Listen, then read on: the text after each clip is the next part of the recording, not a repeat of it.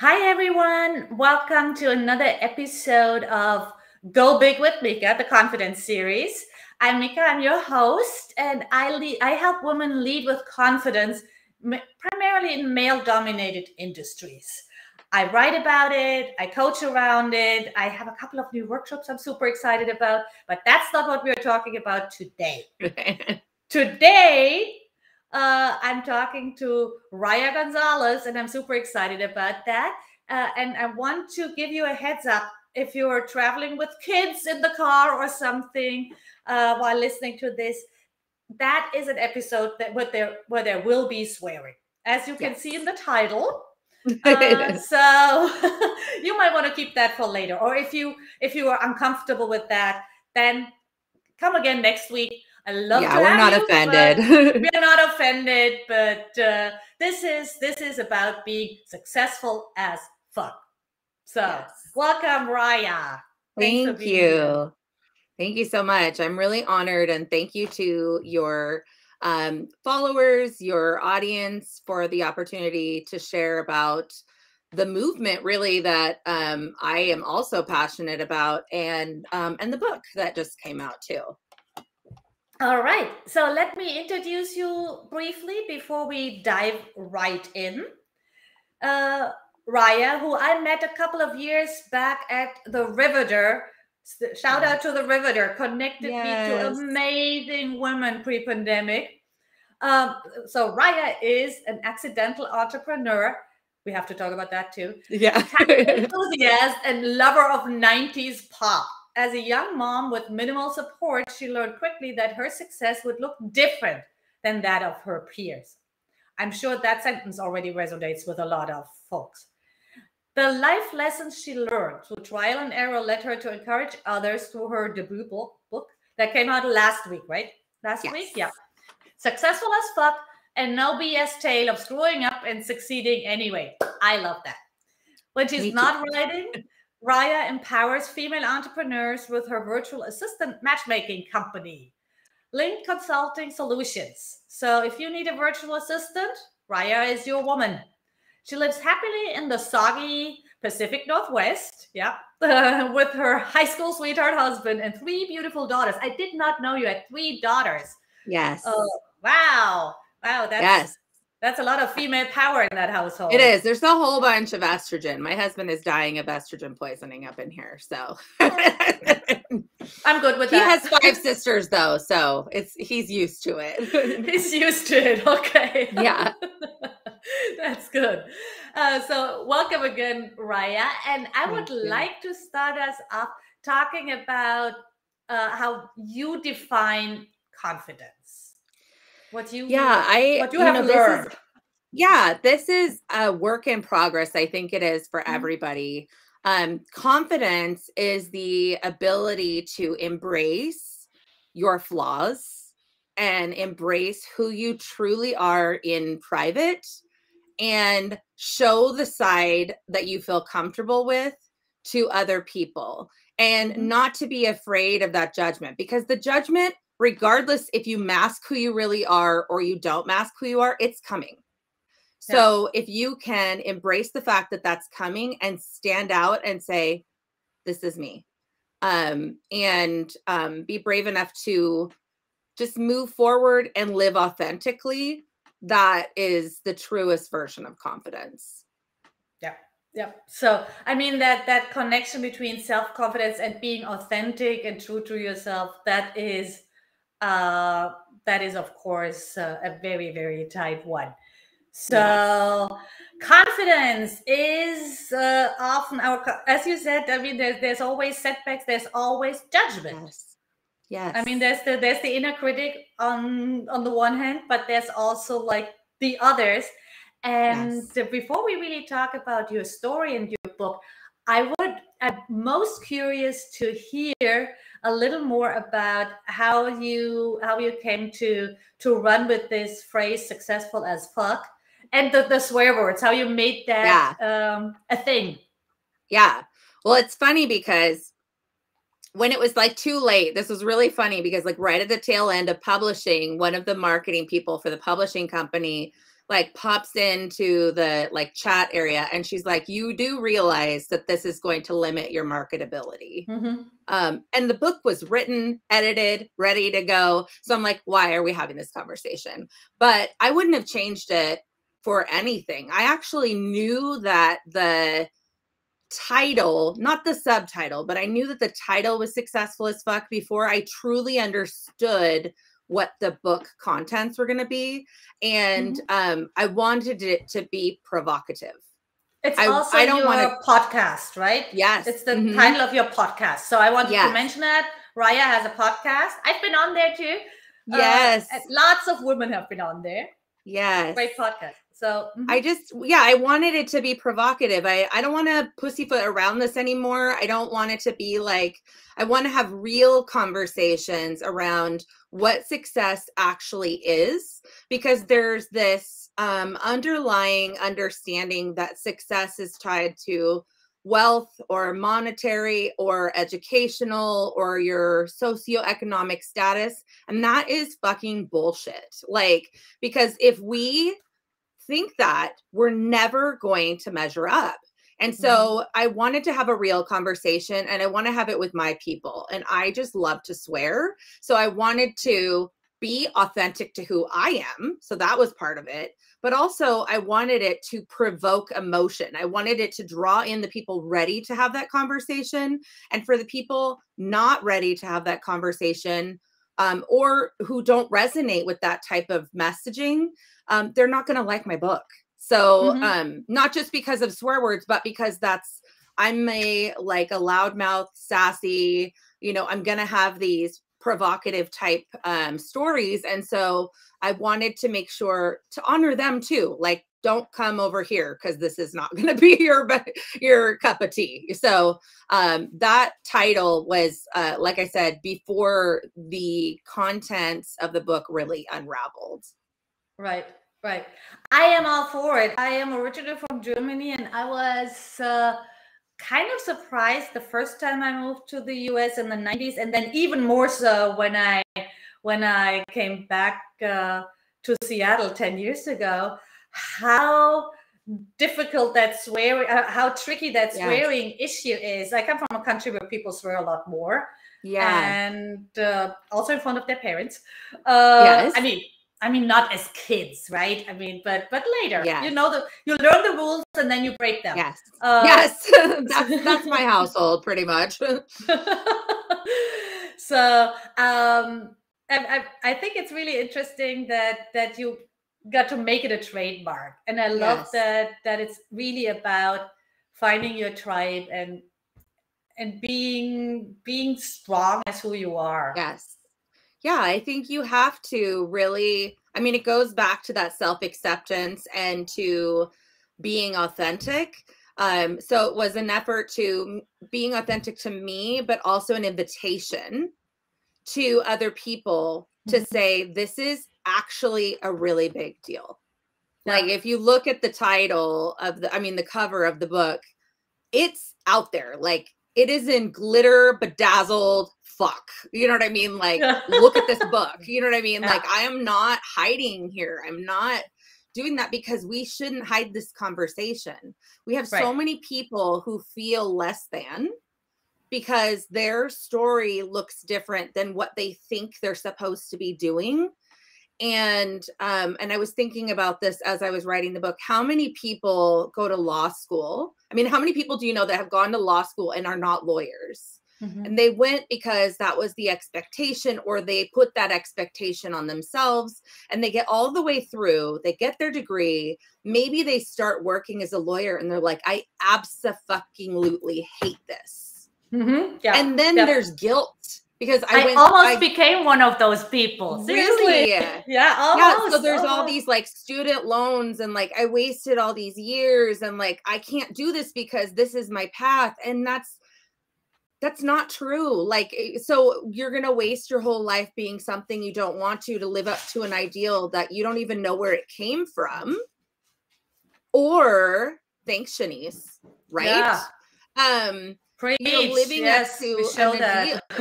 Yeah, like living up to an ideal that somebody else placed on you, or you placed on you because you thought that was important. But you're unhappy and you're unfulfilled. So it's being unhappy and unfulfilled, doing something that you are scared of. Like maybe it's unhappy and unfulfilled because you're scared that you try something else and it's still going to be bad. Or it's being unhappy and unfulfilled doing something that you already know is not true to who you are. Right. So I think we have to have these conversations and be bold in saying, it's okay to screw up. That's where the subtitle actually came after I had done the pre-sale and everything. And I was really thinking about what is the message? What is this? Because it's a collection of my life stories that tell an overall story of unconventional success. And I was like, these are things that happened to me. And these are things that I have completely fucked up. And there are things in there that I am really ashamed, like really, and I'm working through that, like really uncomfortable with about myself.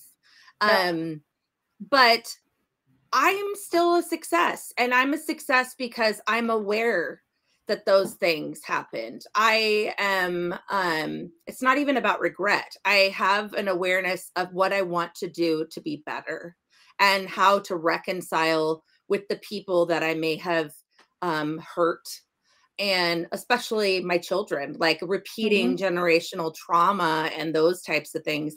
And so the subtitle is A No BS Tale of Screwing Up and Succeeding Anyways, because we're all going to fuck up 100%.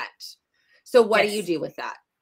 What? So you sit in it, or you use it as so fuel? Important. That is so important because many of us have grown up in households, or a society, a culture, like me being, having been born and raised in Germany, spending over half of my life in Germany. This is a first time right culture. There is very little embracing of, or at least the time I spent there. Maybe it's changing now. I don't think so.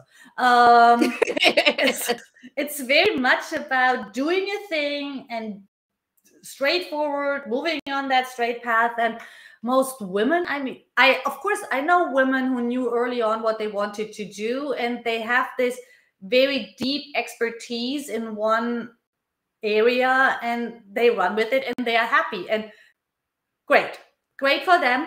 But most of us, and it's more common for women for a lot of reasons, motherhood being the top one, but we don't necessarily have those straightforward paths. And the winding path, the unconventional success is something I'm so glad you are such an advocate for that. Yeah. Because it's so important. Maybe you said you have a lot of personal stories in the book. I do, yeah. Would you share a specific one with us that taught you a lot about how you can redefine success for yourself? Yeah. Some of them are not so, there are heavy stories that I have had people, the day that the book launched, I had multiple people message me and say, like, I can't put this down. I had to call off work. And this particular section, there's one chapter in particular that like people are really affected by, but some of them are more lighthearted in the sense where I visit things that were fundamental to understanding my relationship with success. So one of them is like rejection, and I tell the story of my very first love in the 3rd grade, and how we were deciding who was going to be his next girlfriend. I am 9 years old. So, and then he narrows it down. It's between me and this other girl. And he says, I just don't know because she's so pretty and you're so nice. And it was like this duality of like, oh my God, like I'm in the final 2. And then also like, why can't I be the pretty one? You know what I mean? Like why, and then also like, why is it not enough that I was the nice one, So it's that young, we're having these internal conversations about ourselves.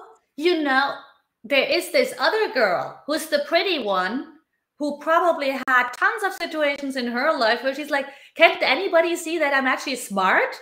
Yes. Right? Yes. Yeah.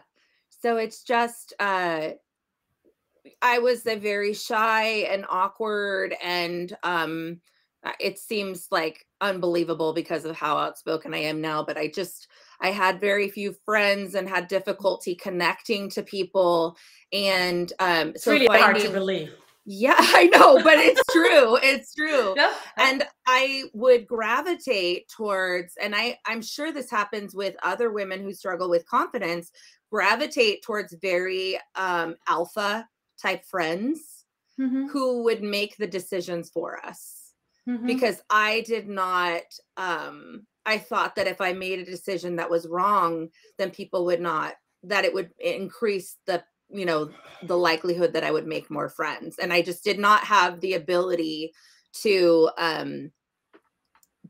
step out of, you know, the limelight and say like, okay, I'm going to be alone for a while. Like if I don't have any friends, if I don't have this support group, I'm going to have to sit with that because I have to be Mm-hmm. enough, because this is not right for me. And so, you know, there's just a lot of those sort of interwoven. The book is not linear. It's not chronological. It kind of goes, it has an arc to it, but it really is more like these, I like to say it's an anthem. Like I tell my stories and we have conversation in it, but it's really intended to provoke thoughts about like, how does this resonate with something that happened to me or a feeling that I experienced? And wow, I'm not alone, because I go deep. Like I say, Mm-hmm. like this thing happened, or I, you know, I coped in this way and it's not how I would expect or want for myself. And yeah, it's just there's so many, but that's a fun Yeah. one that you can Yeah. say, like taking a deep topic and saying like, you know, for like a whole hour I was his girlfriend and it was amazing, we were gonna have babies and get married and everything, and unfortunately my 9-year-old self was deeply disappointed at the next recess. I really feel for her. We have a really interesting comment from Shanice. I wanted to show that and talk a little bit about that, because that's going back to the societal pressures, and that has a lot to do with being the pretty one too. Yes. The stigma. Yeah, there's a lot of stigma placed on women, especially in the male-dominated industries, and we feel we have to 100%. work 5 times or 10 times harder. And I really like that one, to prove that we deserve a seat at the table while being the person building the damn table. And that's Shanice, really, we are best friends. You just don't even know it yet. Like, yes. Yeah. That is really, I really love that. Women often feel that they are building the entire, they're furnishing the entire conference room just to have the right to be at that table, right? Well, that, and then we're given a chair in the back of the room. Exactly. You know? It's like in the UN conventions and those things where you have the important people in that round thing, and then you have all the aides scribbling notes in the back. And I love this concept, and there's a book. I am like a huge Mel Robbins fan, so if you're not familiar with Mel Robbins, like hook up to her media because you'll be inspired every day. But one of the books she wrote is, I think it's called Work It, and it's talking about women reclaiming their power in the workplace or in entrepreneurial journey. And she says, you are never going to be the person taking notes in a meeting. Stop it. We've talked about that before, right? Yes. Yeah. Please share that because it's so important. So she said, where is your head if you're taking notes? Like I have a pen in my hand because I am taking notes because I know that I'm going to be inspired. But she says, if you're like absorbing everything in the conversation and trying to essentially dictate it, she says your head is down and you are no longer in the meeting. You have now made yourself invisible in the meeting. She says, even if you don't have anything significant to contribute to the conversation, you insert yourself in the conversation. You say, you know what, John, that's a great point. I totally agree with that. because everyone turns their head and looks at you, and you are now in the conversation. And when you do have something that you want to insert in the conversation, they know you're there and you're present. And then internally you're there, because when you put your head down and you check out, you're internally not there anymore. You're not part of the conversation, and they're not going to invite you. No one's going to say, Micha, what do you think about that? They don't give a shit what you have to say about that. Yeah. If you want a person to do that, you actually have to recruit that ally. And that's hard work in itself. Yes. But I love that. I have talked about that with so many one-on-one clients, that meeting thing, because I feel a lot of women are so used to taking notes, because that's part of how most of us are being brought up to be a good girl. Yes. Right. It's study hard. Don't cause your parents trouble. Be nice, even though the boyfriend doesn't value that. But that's the thing, right? It's a don't lot of swear. Don't swear. Yep. And part of this, be a good student and don't cause trouble, translates totally straight into the workforce with taking notes in meetings. And suddenly you are the minute taker, and you take yourself out of the conversation and are not invited in. Yes. And that is really so first step. If you hear that, if you want to take action today, you're in a bigger company, in a bigger meeting, you are not the one to take notes. Right. If you really want those notes, download something like Otter. Otter AI. Right. That's your friend. Or I sometimes have, when it's like online, I sometimes have a large piece of paper and I just write one word or something to remind me really big without looking at it. I usually can still remember it after meetings. So there are a couple of ways around that. But I really love that. We'll start there. Don't take notes. And if you're still listening, swear. It actually gets people's attention. Doesn't have to be like a whole fuckity fuck right. No, you don't have to go that shitstorm. But I think we need to have these larger conversations that are provocative. We need to use our voice, especially within the community of Caucasian people. Like this is the time to become more aware, to educate ourselves, to talk amongst ourselves about being more inclusive and being provocative, and actually stopping somebody, not being this is about self-acceptance, realizing that innately we have these societal influences, not just about success, but about who we are. And so if we are going to break these cycles, if we are going to be get into the deeper authenticity of our place in this world, it means that we have to have really tough conversations with ourselves and really tough conversations with people that we love and people that we come in contact with. And the hardest ones, I think, are people that we love. My daughter, so I have 3 daughters. One is 23, one is 21, and one is 12. My 12-year-old is like a social advocate. Like, she is a rock star. But my middle one was having a conversation with somebody that is very close, immediate family. And she said that they were talking about the word Indian in respect to Indigenous people. And that person said, that's just how I was raised. Like, that was acceptable. Like, that's what we said. And my daughter was like, and we were also talking about pronouns. And she was explaining, like, you don't have to understand it. Like, it's okay for you not, like, no one's saying embrace that as your ideology. But if you truly love people, if you truly want to be a better person and embrace society, you need to change the way that you speak, even if you don't believe it, even if it like feels weird to you, because you're being respectful of that person. That is so good. She's 12. No, that one was my Oh, that's the 21-year-old. 21. Okay, Yeah. okay. That would have, yeah, okay. Yes. And That she is so important. yeah, and she is my children are all half Mexican. My husband is Mexican. And they really struggle with the identity on both sides. And then Mhm. that person, I know the intent, but that person said, like she said, as a person of color in the context of this conversation, and that person said, I don't see you as a person of color. And because she's fair skinned and I am white, Yeah, and the person is yeah, on my yeah, side of the family, that person loves her deeply. And she's yeah, like, wow, never say that again. yeah. Literally never say that again.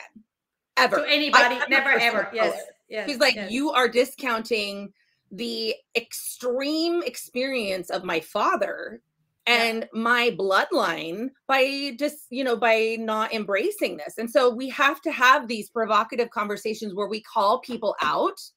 We call out the expectations that they have on us from a socioeconomic, but we also have these tougher conversations about what does it mean to be a better version of ourselves. yeah. And and be bold, and not, it doesn't have to be aggressive. It just has to hold people accountable. And even if they're not going to embrace it, just say, I'm sorry, that's not acceptable for me. Like, Right. I don't actually receive that. And if we're going to be in the same bubble, that's not going to work for me. Yeah. And it's not going to And work for a lot of people. and that's really, I mean, a lot of people, I'm 51. So a lot of people who are like Gen Xers, Yeah. they have this thing about the millennials Yes. and all these negative stereotypes. And I'm like, my experience is exactly the opposite. I love their values. Yes. I love to work with millennials because they know they have to prioritize self-care. Yes. But they also have to they know they have to prioritize kindness, and exactly what you just said. They are striving to be respectful, to just say, okay, you define your identity. Yes. And that is something I have to take at face value because it's none of my business. And I love that. And I love what we're seeing in conversations. It's the same at our age. I just put you in that same. No. I am like, I'm a Zennial because I'm right between millennial and Gen X. I'm you're that 44, those couple of years so younger. I'm like right there. But I feel the same way, and I think I'm seeing that next step of that in Gen Z, where they're doing the same thing that millennials did for this self-care. They're embracing gender identity and like just really taking it to the next level in terms of like being even more bold in not accepting what is not accepting. And this is part of the whole confidence and success conversation, because you can't step into, because that's success, right? That's success when we can be the most loving version, the most accepting version of ourselves and of those people around us.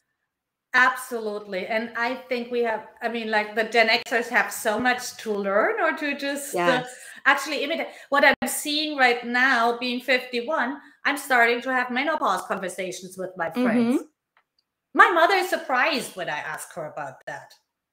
Because nobody talks about that. That generation didn't have those conversations, apart from maybe very medical conversations. And hush. That's not something that we talk about. Hush, or maybe after a lot of alcohol, right? Then maybe. But having them out in the open is so amazing. And I feel like, what's your take? We are both in Seattle, or in the Seattle area, and I feel the West Coast in general, but especially here, we are quite a step ahead in those conversations compared to many parts of the country, many parts of the world.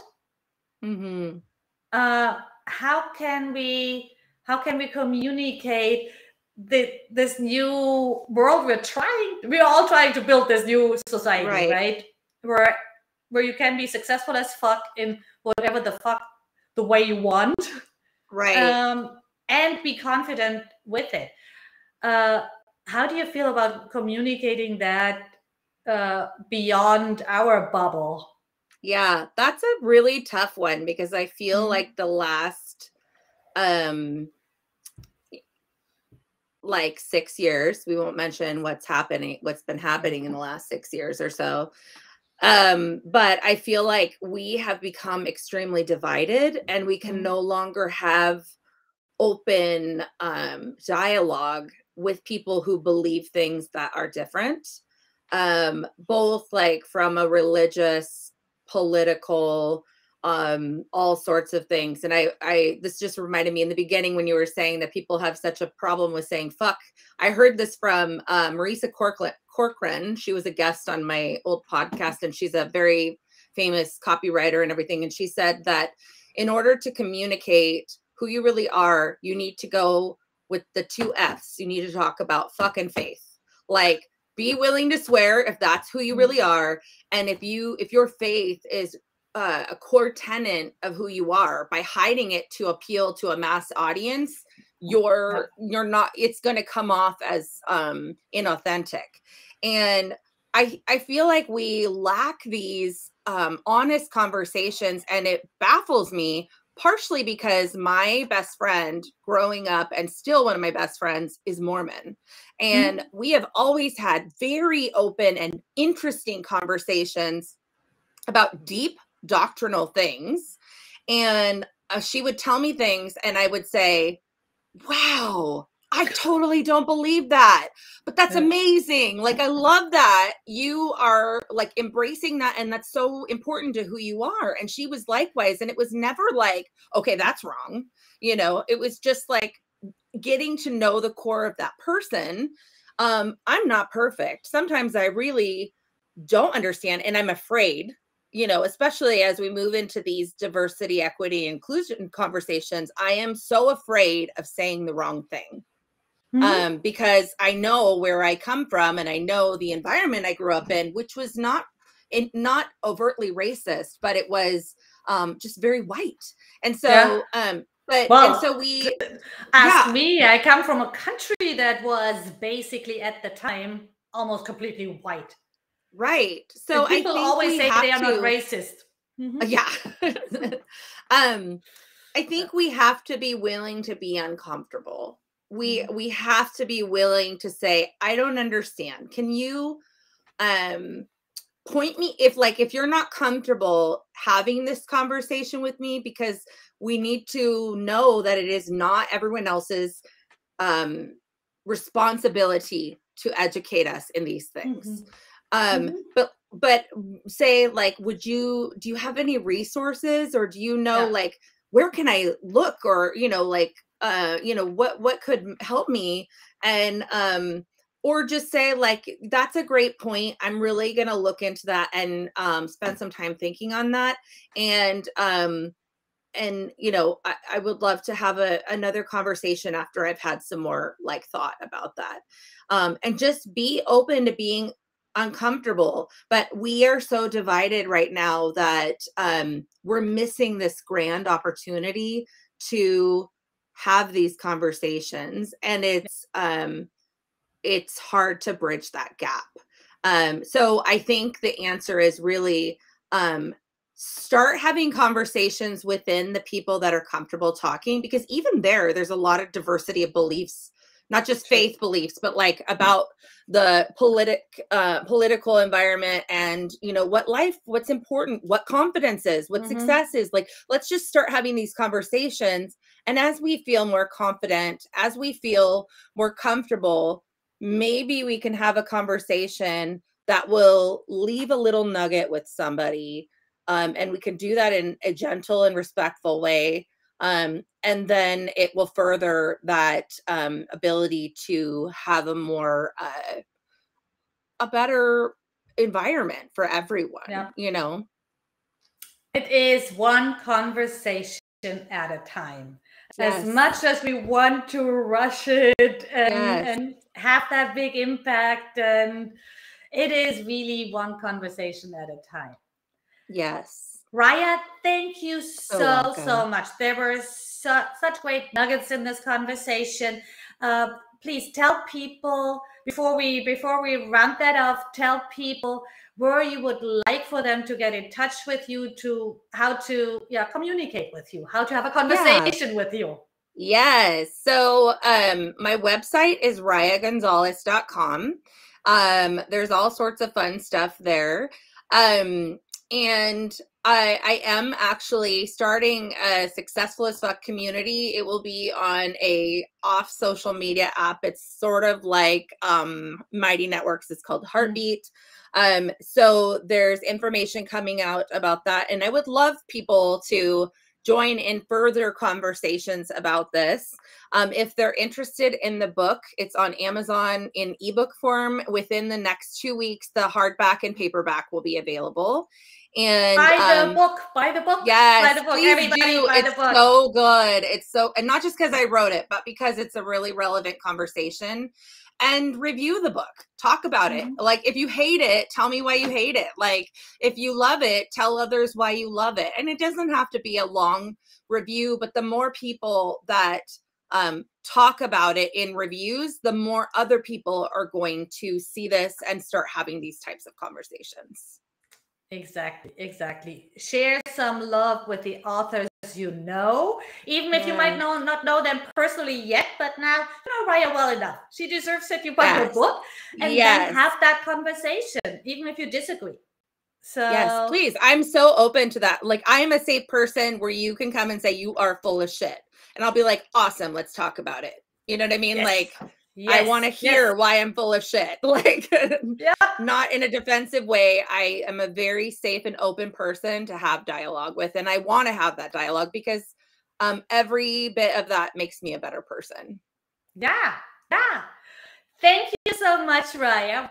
My last question, I always ask that, and it's kind of funny to ask it of a person who has 3 daughters. What is the advice you would give your 16-year-old self? Oh God. First of all, I just want to like wrap my arms around her and just give her the biggest hug because she needs it so bad. Yes. I would say to my 16-year-old self, you're so much more than you think you are.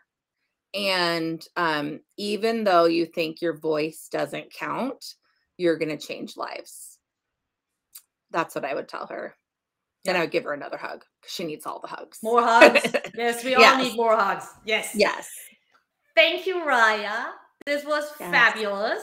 People, if you see that, no matter if you're on it live or see it later, reach out to Riah, reach out to me, continue the conversation. And I hope to see you all back next week when we are talking about self-advocacy. That will be a very interesting conversation with a great guest. So stay posted. Have a great rest of your week. Bye-bye. Bye.